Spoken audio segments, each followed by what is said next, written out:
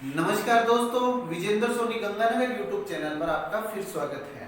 दोस्तों, आज का बड़ा इंपॉर्टेंट टॉपिक है एक रूपतावाद। एक रूपतावाद क्या चीज है देखें। यह मॉडर्न जूलॉजी का आधारभूत सिद्धांत है। आधारभूत सिद्धांत है।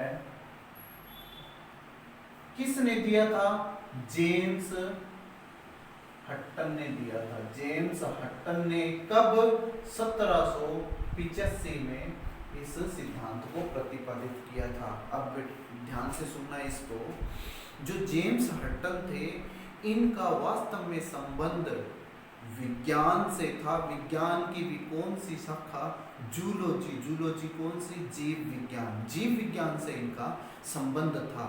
किस देश के रहने वाले थे? तो स्कॉटलैंड के थे। स्कॉटिश भूगोलवेत्ता थे। कौन? James Hutton. यदि इनकी जीवनी देखें तो ये 1726 से लेकर के और 1797 तक, मतलब 18वीं जो शताब्दी है वो जेम्स हट्टन के नाम से जानी जाती है। कब? 1726 से लेकर के और 1797 तक का काल जेम्स हट्टन का रहा था। ये इनका जीवन से मृत्यु तक का जो पीरियड है। अब बात करते हैं कि इन्होंने क्या किया था। इन्होंने सबसे पहले रॉयल सोसाइटी ऑफ एडिनबर्ग के सामने एक शोध पत्र प्रस्तुत किया था। कब? 1785 में। और यही मानी जाती है किसकी? एक रूपतावाद की उत्पत्ति, मतलब एक रूपतावाद का सिद्धांत का प्रतिपादन 1785 में हुआ था। क्या है एक रूपतावाद? सबसे पहले तो हमें ये पता होना चाहिए कि जो 14वीं से लेकर के और 16वीं शताब्दी तक का काल था वो आकस्मिकतावाद का काल था। आकस्मिकतावाद क्या? कि अध्ययन में केवल भूकंप को, ज्वालामुखी को, सूखे को, बाढ़ को, केवल इन्हीं विषयों को महत्ता दी जाती थी। हम कोई भी पर्वत निर्माण से संबंधित बात नहीं करते थे। मतलब जिसमें आदिकाल का और वर्तमान काल का संबंध हो, ऐसी चर्चा हम नहीं करते थे। ऐसी चर्चा प्रारंभ किसने की? जेम्स हट्टन ने की थी। और कब? 1785 में। तो ये आकस्मिकतावाद के विरुद्ध विचारधारा मानी जाती है। कौन सी? एक रूपतावाद है क्या चीज? ध्यान से समझना इस चीज को। जेम्स हट्टन ने यह बताया था कि जो वर्तमान में प्रक्रम चल रहा है, या वर्तमान में जो दौर चल रहा है, या वर्तमान में जो स्थलाकृति है, उनका एक इतिहास है। और वो इतिहास कहां से स्टार्ट हुआ हमें पता नहीं है, क्योंकि उसने एक चक्रीय संकल्पना प्रतिपादित की थी। मैं बताऊंगा ये चक्रीय संकल्पना है क्या। तो सीधी सीधी बात ये बताई थी कि इसका एक इतिहास है। मतलब क्या बताया? कि वर्तमान भूतकाल की कुंजी है। ये उसका आदर्श वाक्य है। क्या? कि वर्तमान भूतकाल की कुंजी है। न तो आदि का पता है, न अंत का कोई भविष्य है। ये दो स्टेटमेंट के आधार पर उसने एक रूपता का सिद्धांत प्रतिपादित किया था। और इस सिद्धांत को जब 1785 में प्रतिपादित किया तो ये रॉयल सोसाइटी ऑफ एडिनबर्ग जो है, इसकी पत्रिका है जिसका नाम है ट्रांजैक्शन। इस ट्रांजैक्शन पत्रिका में 1788 में इसका ये शोध पत्र प्रकाशित हुआ था। किसका? जेम्स हट्टन का। क्लियर है? इसके जो अनुयायी थे, इस विचारधारा को जो मानने वाले थे, उनमें नाम किसका आता है? एक तो जॉन प्लेफेयर का आता है और चार्ल्स लेल का आता है। देखिए ये जॉन प्लेफेयर है। प्लेफेयर की एक पुस्तक है illustration of Huttonian theory on earth. द्वारा बोल रहा हूं इलुस्ट्रेशन का मतलब होता है उदाहरण। Illustration of Huttonian theory on earth, मतलब जो हट्टन की थ्योरी है किस पर? पृथ्वी पर, उसका उदाहरण। कब प्रकाशित हुई थी? 1802 में प्रकाशित हुई थी। ये हट्टन की थ्योरी को संवर्धित किया गया, आगे बढ़ाया गया। किसके द्वारा? जॉन प्लेफेयर के द्वारा। इसका दूसरा जो अनुयायी है वो है चार्ल्स लेल। चार्ल्स लेल को आर्म चेयर जियोलॉजिस्ट भी कहा जाता है। किसको? चार्ल्स लेल को। किससे संबंध है? हट्टन की विचारधारा से संबंधित, और हट्टन की विचारधारा एक रूपतावाद से संबंधित है। इसने जो समर्थन किया वो कब किया था? 1797 में इसने समर्थन किया था। किसमें? एक बुक प्रकाशन करके, कौन सी? Principle of zoology. अब ये ध्यान रखना, प्रिंसिपल ऑफ जूलॉजी, ये भी जीव विज्ञान से संबंधित पुस्तक लिखता है। कब? 1797 में समर्थन किया और 1863 में ये पुस्तक प्रकाशित हुई थी, और 2 खंडों में ये पुस्तक प्रकाशित होती है। किसकी है? चार्ल्स लेल की।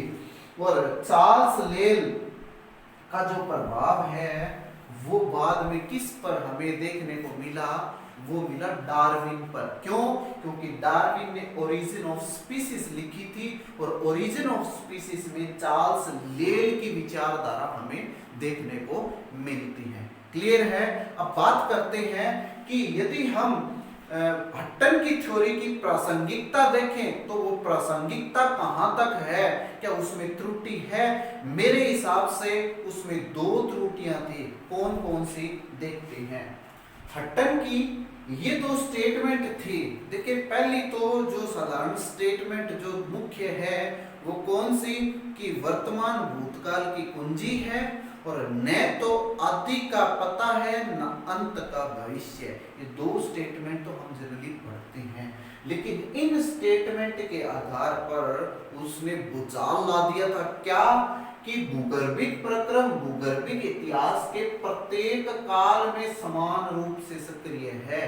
यदि इस कोटेशन को मैं पढ़ूं और बाद में जब भूआकृति विज्ञान का अध्ययन करूं तो मैं ये पाता हूं कि जो क्रिटेशियस काल है, क्रिटेशियस काल है, क्रिटेशियस काल में ज्वालामुखी ज्यादा सक्रिय थी।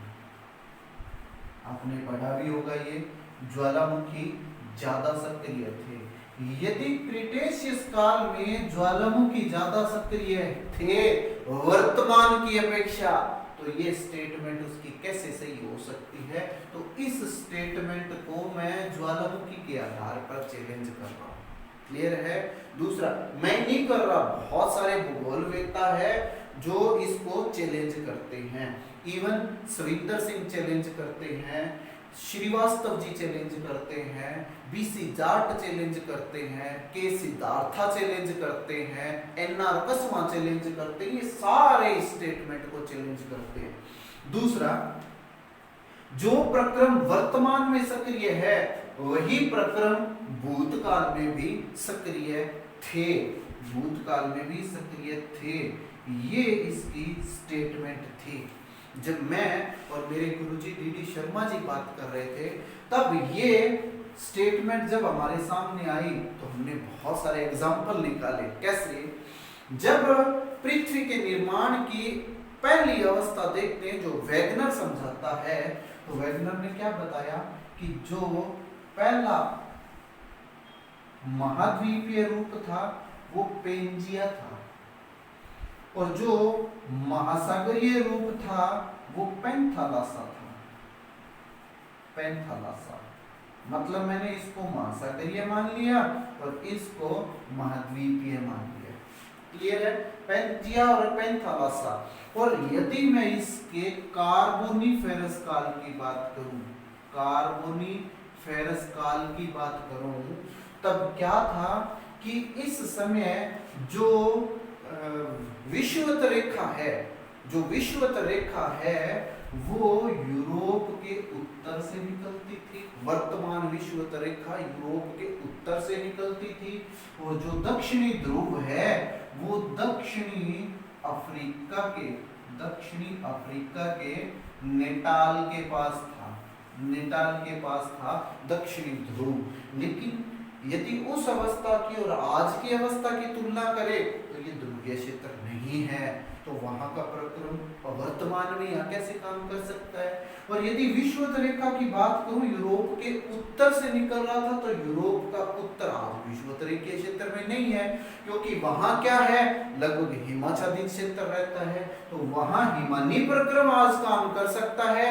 लेकिन उस समय कौन सा प्रक्रम काम करता था, कौन सा, जो विषुवत रेखीय क्षेत्र में मतलब वर्षा की अधिकता और उच्च तापमान की अवस्था, लेकिन वर्तमान में वहां पर नहीं है। यदि एक और उदाहरण देखें तो हम उड़ीसा का देख सकते हैं।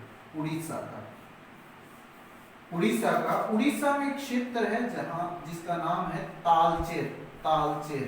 और यहाँ पर क्या चीज मिलती है हमें, कोयला। बहुत फेमस जगह है तालचेर कोयला क्षेत्र के लिए। लेकिन यहाँ पर एक हमें बोल्डर क्ले भी मिलते हैं। बोल्डर क्ले का मिलना और कोयले का मिलना एक साथ क्या बताता है कि ये कौन सा गोंडवानाकरण का जो उथल पुथल का संकेत हुआ, वो तो ये उड़ीसा के तालचेर में मिलता है। और बोल्डर क्ले की बात करें तो ये किस प्रक्रम को बताता है, ये हिमानी प्रक्रम को बताता है। तो इस आधार पर हम दूसरी स्टेटमेंट को भी चेंज कर सकते हैं। क्लियर है।